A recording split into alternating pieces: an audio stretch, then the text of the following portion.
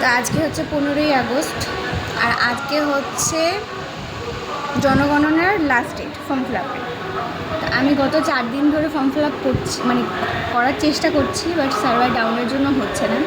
আজকে সকাল 6টা থেকে আমি ট্রাই করছি, এখন 11টা বাজছে।